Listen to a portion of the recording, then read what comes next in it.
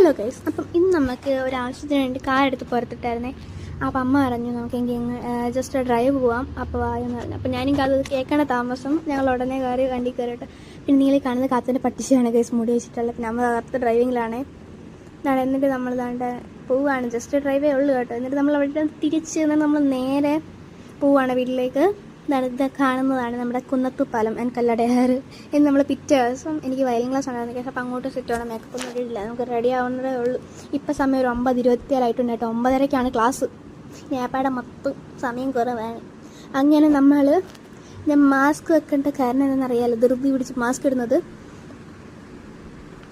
കഴിഞ്ഞ വീഡിയോ കണ്ടവർക്ക് അറിയായിരിക്കും.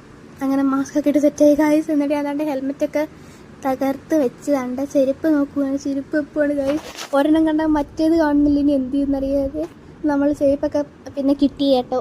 അങ്ങനെ നമ്മൾ ചെരുപ്പൊക്കെ ഇട്ട് നേരെ ഓടുകയാണ്. അമ്മ അവിടെ പറയുകയാണ് കല്ല് വേഗം വാ, സമയം പോയി പോവാന്ന്. അങ്ങനെ ഞാൻ കഥമൊക്കെ ഗേറ്റൊക്കെ തുറന്ന് ലോക്ക് ചെയ്ത് നേരെ ഓടിപ്പോവാണ് ഗൈസ്. എന്നിട്ട് വണ്ടി കയറി ഇരുന്നു. അപ്പോഴാണ് സമാധാനമായത്. എൻ്റെ അമ്മയുടെ അടുത്ത് വേഗം പോകുന്നത്. അങ്ങനെ നമ്മുടെ ഒടുവിൽ ക്ലാസ്സൊക്കെ കഴിഞ്ഞിട്ടുണ്ടായിരുന്നു ഗൈസ്.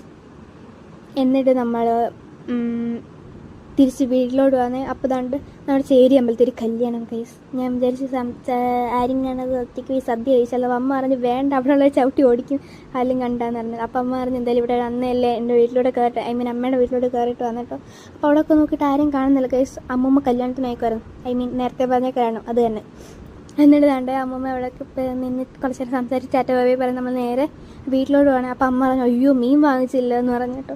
അതിനെന്തുകൊണ്ട് മീനൊക്കെ വാങ്ങുന്നാണ്ട് കയറിയിട്ടുണ്ട് ഗൈസ്. എന്നിട്ട് അമ്മയ്ക്ക് വേറെ തേങ്ങ എന്താണ്ട് വാങ്ങണമെന്ന് പറഞ്ഞു കേട്ടോ. എന്നിട്ട് മുട്ട വാങ്ങാനും പറഞ്ഞു വിട്ടു ഗൈസ്. നമ്മൾ നേരെ വീട്ടിലേക്ക് പോയിട്ടുണ്ടായിരുന്നു കേട്ടോ.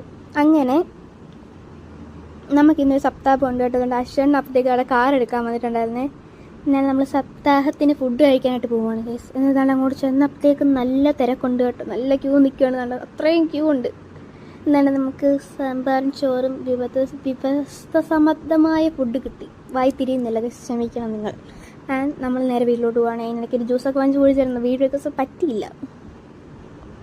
എന്നിട്ട് നമ്മളിതേ പോവുകയാണ്. ഞാൻ എൻ്റെ ഒരു കുട്ടിയായിരുന്നു പഠിച്ച അംഗൻവാടി കാണിച്ചിട്ട്. അതിന് മുമ്പ് നമ്മുടെ കല്ലടയാറിലെ വെള്ളം തന്നെ തെളിനീര് പോലെ തുള്ളി നല്ല അടിപൊളിയായിട്ട് നിൽക്കുന്നു ഗൈസ്. ഇതാണ് എൻ്റെ അംഗൻവാടി, ഞാൻ കുഞ്ഞായിരുന്നു പഠിച്ചത്. എന്നിട്ട് ഞാൻ പോവുകയാണ്. എന്നിട്ട് ഇന്ന് എനിക്ക് ഒരു ഡ്രസ്സ് എടുക്കണമായിരുന്നു ഗൈസ്. എനിക്ക് നാളെ ഒരു കല്യാണം ഉണ്ട് ഗൈസ്.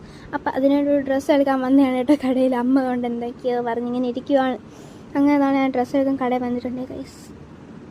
അങ്ങനെ അമ്മ വീണ്ടും അങ്ങനെ എന്തൊക്കെയോ